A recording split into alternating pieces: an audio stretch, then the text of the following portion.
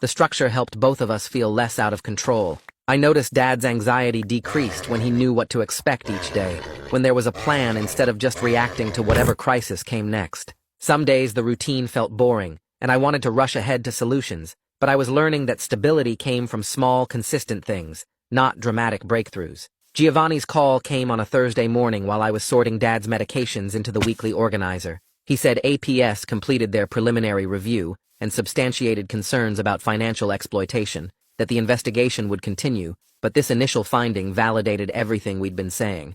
I asked what that meant for the criminal case, and he explained it wasn't a final determination, but it gave Detective Hugo solid ground to work from. That official documentation of abuse would strengthen both the criminal investigation and our civil suits.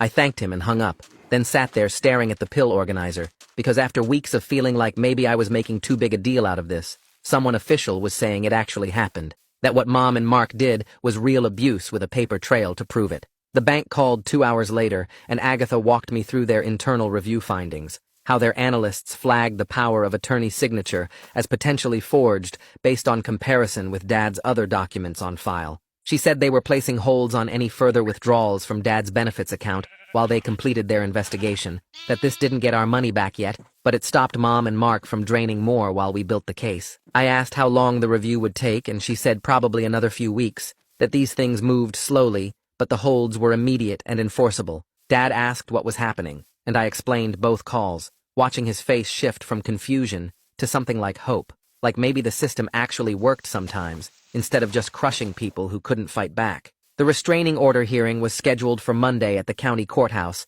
and Artemisia met us in the lobby 30 minutes early to go over what would happen. She said the judge would hear from both sides, review the police report about Mark showing up